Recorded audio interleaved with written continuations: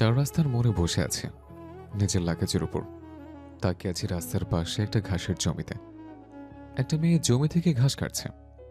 আমি ছোট থেকে শহরেই ছিলাম, তাই এসব কখনো করা হয়নি। আর সত্যি বলতে প্রয়োজনীয় হয়নি। আব্বা আম্মা অনেক আদরে আর আহ্লাদে বড় করেছে। গায়ে কখনো ধুলোই লাগতে দেয়নি, রোদে বের হতে দেয়নি। যাই হোক, আমি তাকিয়ে আছি মেয়েটার দিকে। সেই কখন থেকে দেখছি একটা লোক আমার দিকে তাকিয়ে আছে। দেখতে অনেক কিউট আর সুইট, তাই চুপ করেই আছি। কিন্তু এখন আর চুপ করে থাকতে পারছি না।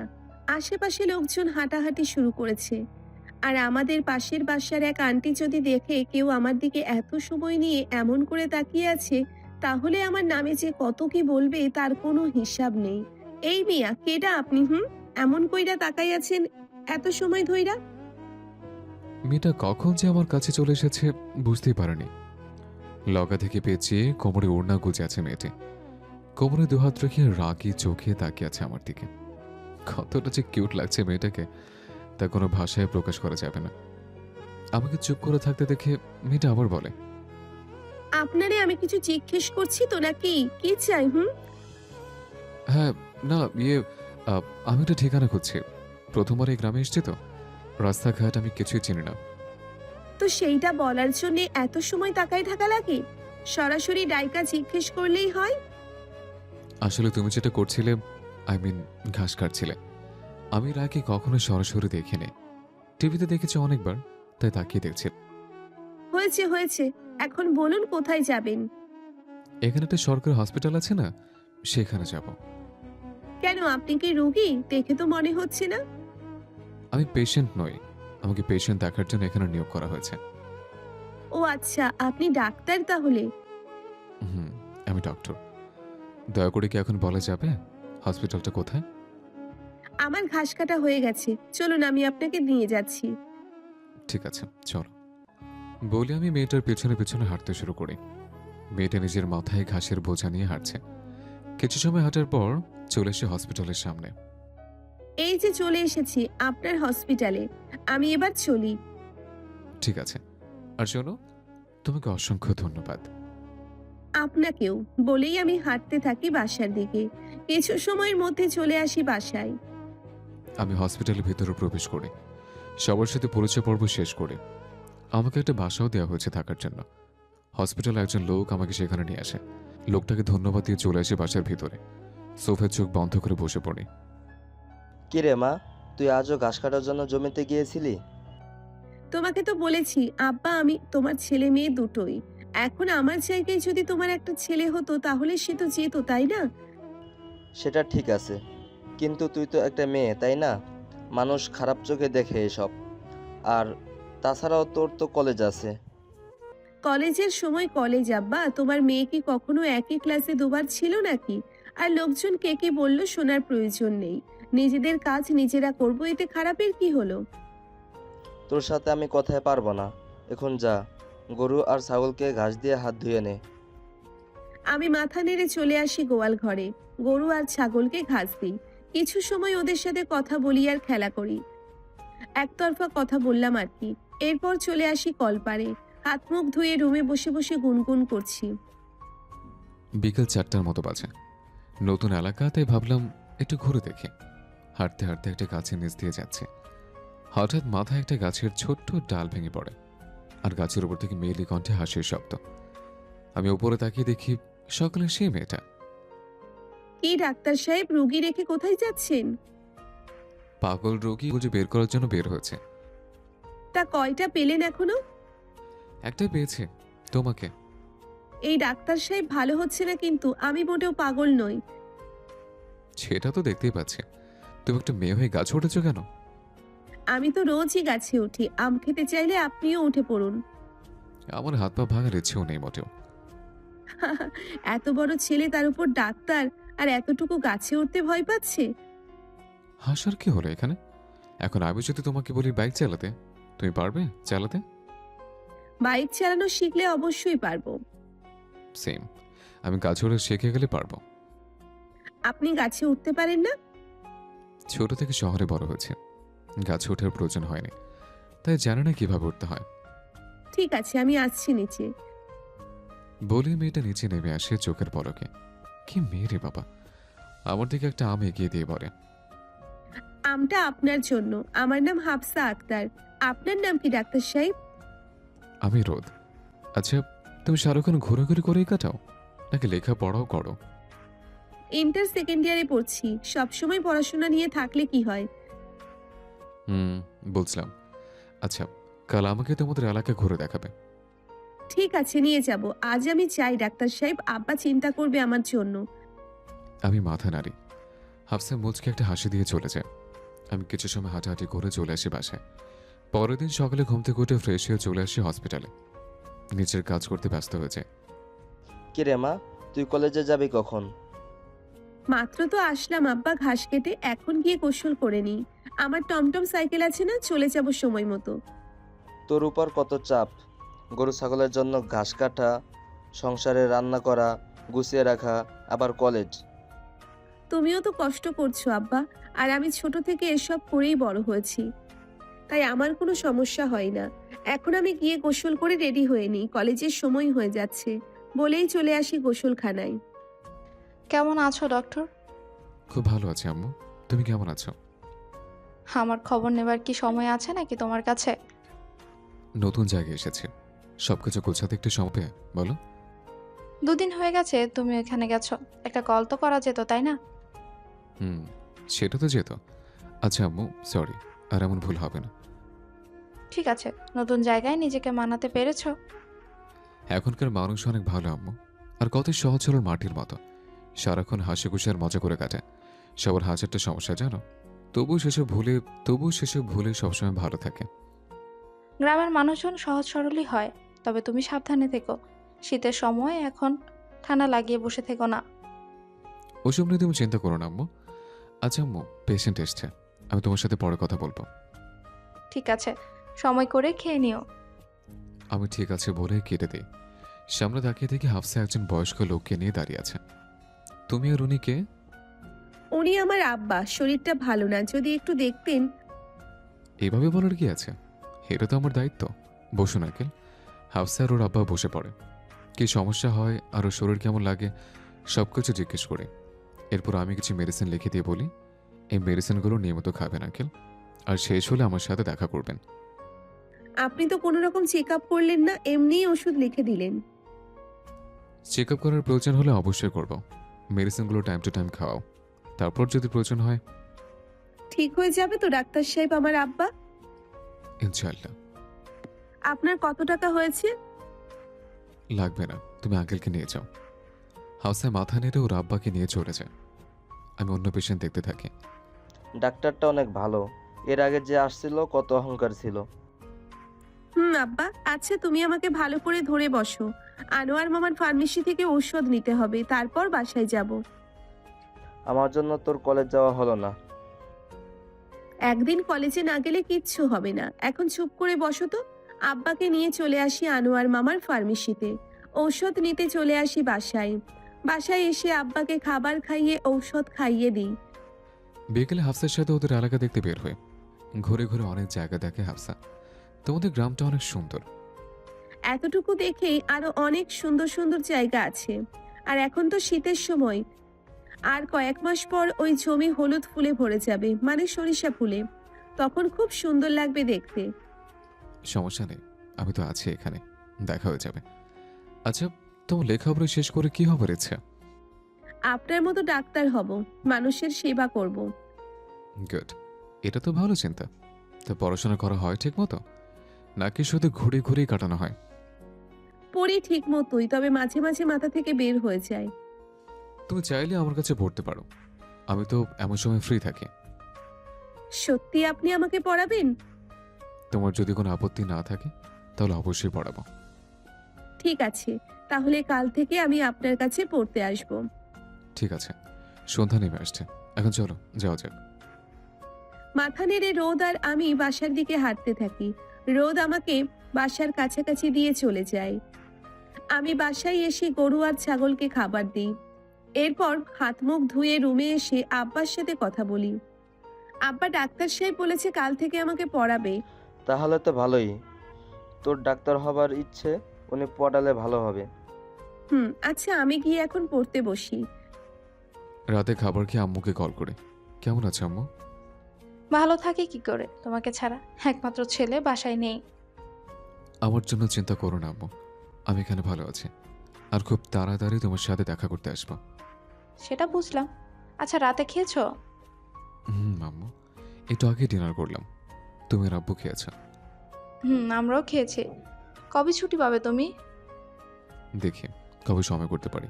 মাত্রই তো আসলাম, রোজ পেশেন্ট দেখতে হয়। আমার আগে যে ডক্টর এখানে ছিল খুব একটা ভালো ছিল না।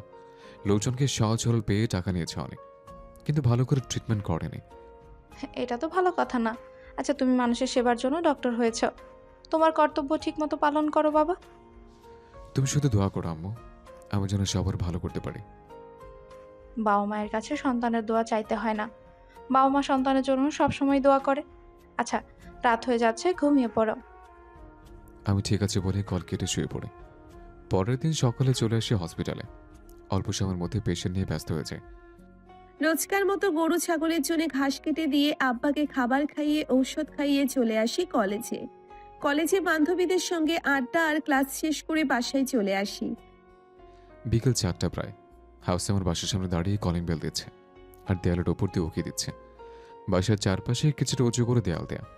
আমি গেট খুলে হাফসাকে ভিতরে নিয়ে আসি। গেটের ভিতরে আসতেই দেখে সুন্দর একটা বাগান, তার পাশেই দোলনা আর একটা টেবিল আর চেয়ার। আমি চারপাশে ভালো করে তাকাচ্ছি। আমাকে এভাবে তাকাতে দেখে রোদ বলে, এভাবে তাকিয়ে কি দেখছো? অনেক সুন্দর জায়গাটা, সেটাই দেখছি। আচ্ছা, দেখা হয়েছে, পড়তে বসে এখানে। হাফসা মাথা নেড়ে বসে পড়ে। একটা জিনিস খেয়াল করি, হাফসা বারবার ওর বাম হাত লুকানোর চেষ্টা করছে। কি হচ্ছে তোমার? কই কি করছি আমি? বারবার হাত লুকানোর চেষ্টা করছো, কিছু কি হয়েছে হাতে? কোথায় না তো, হাতে কি হবে আমার? কিছু বলবো তার আগে ওর হাত থেকে ওড়না সরে যায়। দেখে অনেকটা জায়গায় ছিলে আছে, রক্ত জমে হাতের অবস্থা খারাপ হয়ে আছে। হাতের কি অবস্থা হয়ে আছে তোমার?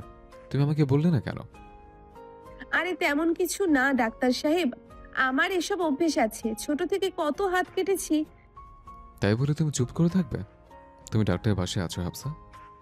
বলেই রোদ বাসার ভিতরে চলে যায়। একটু পর সাথে করে একটা বক্স নিয়ে আসে। আমার সামনে বসে বক্স খুলে তুলো আর স্যাভলন বের করে, হাতের রক্ত পরিষ্কার করে। আমি ব্যথায় চোখ বন্ধ করে ঠোঁট কামড়ে আছি। রোদ খুব যত্ন করে আমার হাত ড্রেসিং করে দেয়। আমার চোখ আটকে আছে রোদের দিকে। রোদ ফু দিচ্ছে আর হাত ড্রেসিং করছে। মানুষটা কত ভালো, যেমন দেখতে সুন্দর তেমন তার ব্যবহারও সুন্দর। আমি ওনার দিক থেকে চোখ সরাতে পারছি না। কিছু সময় পর ড্রেসিং করা শেষ হলে রোদ বলে, একটু একটু করছে। এটা ইঞ্জেকশন নিয়ে আসছে, ইঞ্জেকশন দিলে আর প্রবলেম হবে না। না আমি ইনজেকশন দেব না, আমার খুব ভয় করে ইনজেকশনে। এত বড় মেয়ে, ইঞ্জেকশনকে ভয় পাও? আচ্ছা ঠিক আছে, ইঞ্জেকশন নিতে হবে না। আমার বাসায় পেইন কিলার আছে, যাওয়ার সময় সাথে করে নিয়ে যাও। আর হাত কিছুদিন ভিজাবে না। ঠিক আছে ডাক্তার সাহেব। এরপর রোদ আমাকে পড়াতে থাকে। প্রায় ঘন্টাখানেক পড়িয়ে ছুটি দিয়ে দেয়। বাসায় আসতেই আব্বা আমার হাতে ব্যান্ডেজ দেখে বলে, কিরে মা, তোর হাতে কি হয়েছে? একটু কেটে গেছে আব্বা, ডাক্তার সাহেব ড্রেসিং করে ব্যান্ডেজ করে দিয়েছে, চিন্তা করার কিছু নেই আব্বা। হাত কেটে গেছে নাকি সাইকেল থেকে পরে কেটে ফেলেছিস? ওই আর কি। আচ্ছা আমি পরে আসছি, এখন রুমে গিয়ে একটু সেগুলো দেখব। বলেই রুমে চলে আসি। এভাবেই রোজ আমি রোদের বাসায় পড়ার জন্য যাই। আশেপাশের অনেকে এসব নিয়ে কানাঘুষা শুরু করেছে। কেউ কেউ আমাদের মাঝে খারাপ সম্পর্ক খুঁজতে ব্যস্ত হয়ে পড়েছে। আব্বাকেও অনেক আজে বাজে কথা শোনায়। আমি উঠোনে মাথা নিচু করে বসে কান্না করছি। আব্বা এসে আমার মাথায় হাত রাখে।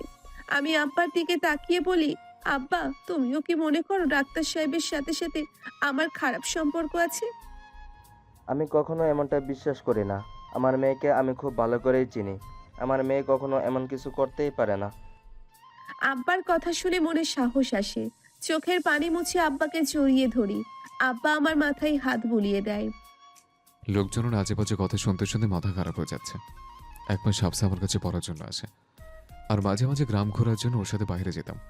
তা নিয়ে পুরো গ্রামের মানুষ কত বাজে কথা বলে। আমি তো এদের সহজ সরল মনে করেছিলাম, কিন্তু এরা তো খুবই ভয়ঙ্কর মানুষ। নিজের চেম্বারে বসে আছে, হঠাৎ হাফসার ভিতরে আসে। আমি ওকে বসতে বলি, দেখে মনে হচ্ছে কান্না করছে।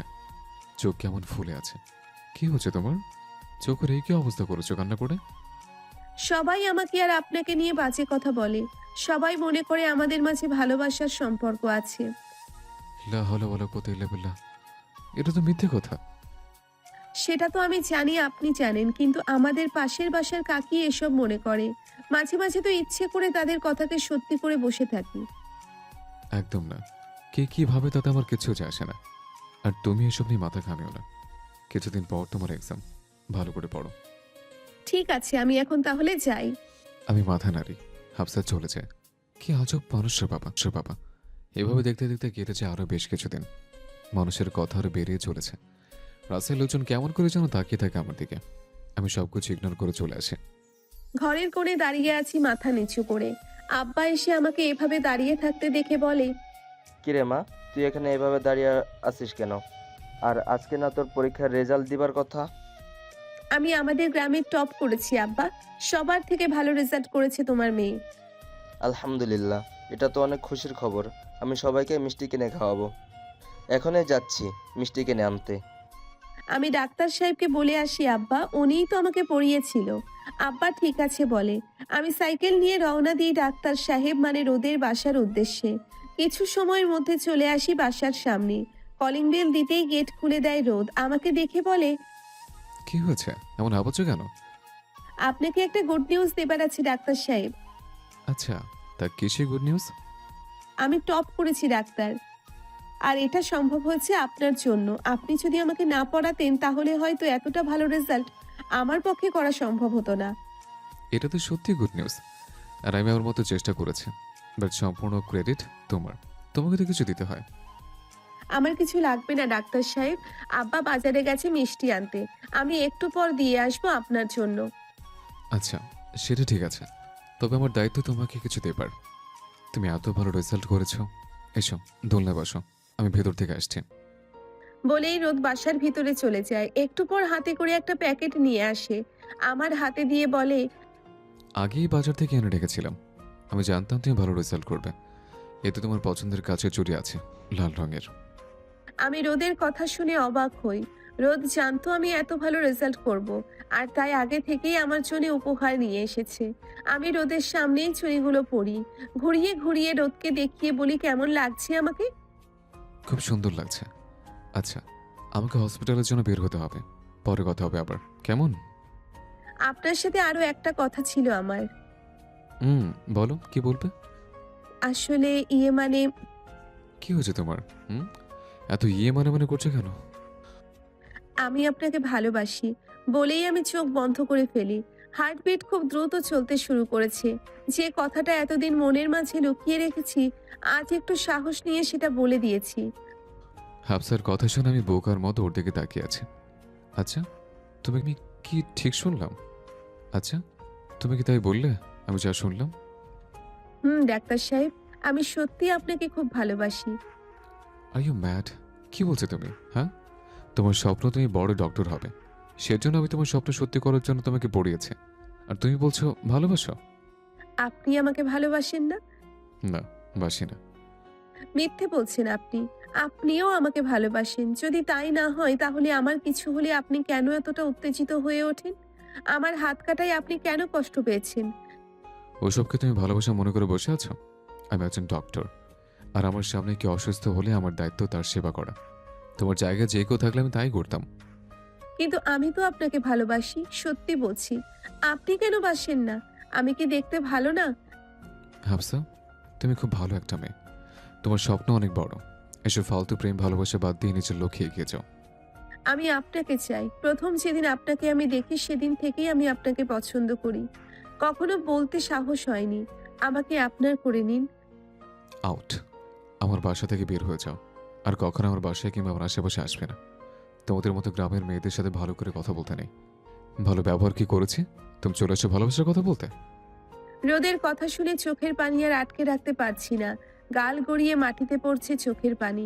চোখের পানি মুছতে মুছতে বলি, একটা কথা জানেন তো ডাক্তার সাহেব, আমরা মানুষ এমনই হই। যে থাকতে চায় তাকে বুঝতে চাই না, তার মূল্য দিতে জানি না। আর যে হারিয়ে কিংবা মারা যায় তাকে মিস করতে থাকি। আপনিও একদিন আমাকে খুব মিস করবেন। Get out. চোখের পানি আটকে রাখতে পারছি না। এই প্রথম কাউকে ভালো লেগেছে আর তার নিজের ভালো লাগার কথা বললাম, কিন্তু সে আমাকে ফিরিয়ে দিল। কান্না করতে করতে সেখান থেকে দৌড়ে চলে আসি বাসায়। নিজের রুমে বসে বারবার চোখের পানি মুছে যাচ্ছি, কিন্তু শেষ হবার নামই নিচ্ছে না চোখের পানি। আমার এই বুকটা শূন্য করে দিয়ে দূরে ঠেলে দিলেন ডাক্তার সাহেব। আপনি আর আসবেন না জানি আমার কাছে ফিরে। আপনি এতটা পাষাণ হবেন আমি সেটা কখনো বুঝিনি। আমার বিশ্বাসের ঘরটা আজ ভেঙে গেল। আপনার কথা ভেবে সারা জীবন রাত জেগে চোখের পানি ফেলতে হবে এখন থেকে। আপনার সাথে কাটানো স্মৃতিগুলো বারবার ফিরে আসবে। কষ্টের আগুনে পুড়তে হবে আপনাকে ভালোবেসে। হাফসার কথা শুনে আমার এত রাগ হয়ে গেল কেন বুঝতে পারলাম না। আমি তো ভালো করে মেয়েটাকে বুঝিয়ে বলতে পারতাম, কিন্তু কি করবো আমি। এই গ্রামের কয়েকজন এত বাজে কথা বলছে।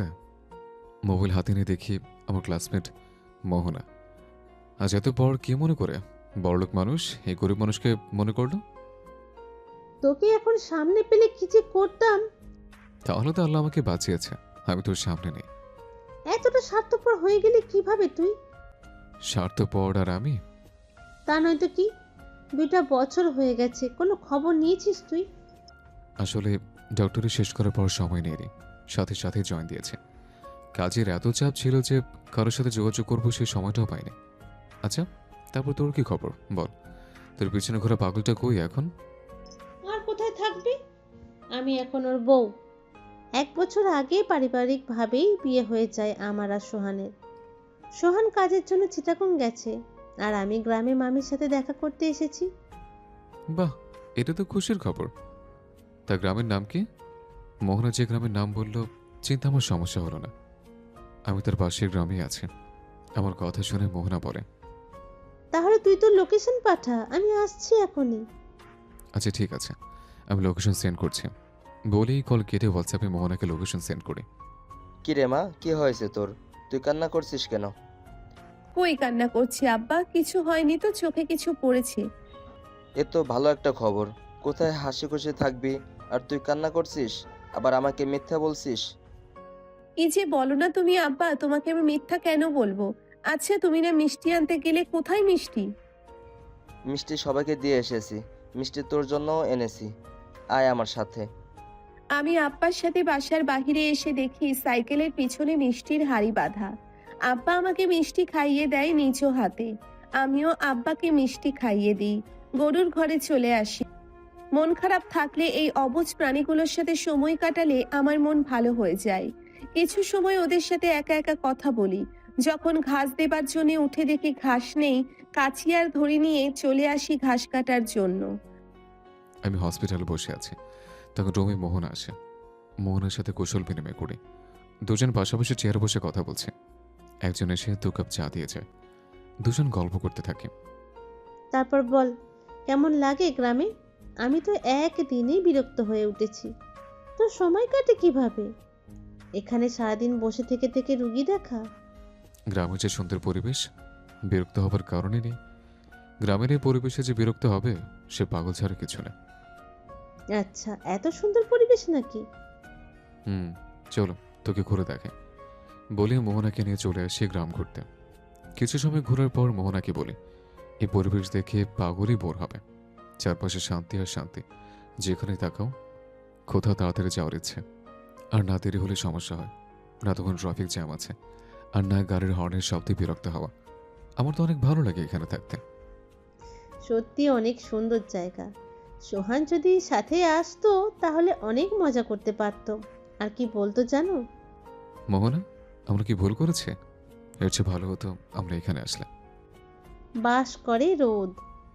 আরে সত্যি বলছে, খরচও কম হতো। কসম, সোহান এটাই বলতো। তুমি সোহানের কথা মনে করিয়ে দিয়েছো। আমি সোহানকে কল করছি। এখানে নেটওয়ার্ক পাবি না। গ্রামের শেষে যেতে হবে, গ্রামের শেষে যেতে হবে, আর নদী গাছের উপর উঠতে হবে। গাছের উপর উঠবো আমি? পড়ে হাত পা ভেঙে কি হবে বুঝতে পারছো? সমস্যা নেই, তুমি ডাক্তারের সাথে আছো। যদি হাত পা ভাঙে আমি জোর লাগিয়ে দেব। তোর মুখ ভেঙে দিব। আমার কথা বলতে হবে না। গাছে আমি উঠবো না। আজকে তো বাসায় চলে যাব, তারপর কথা বলে নিব। আচ্ছা ঠিক আছে, এখন চলো সামনের দিকে হাঁটি। বলে মোহনাকে নিয়ে হাঁটতে থাকি।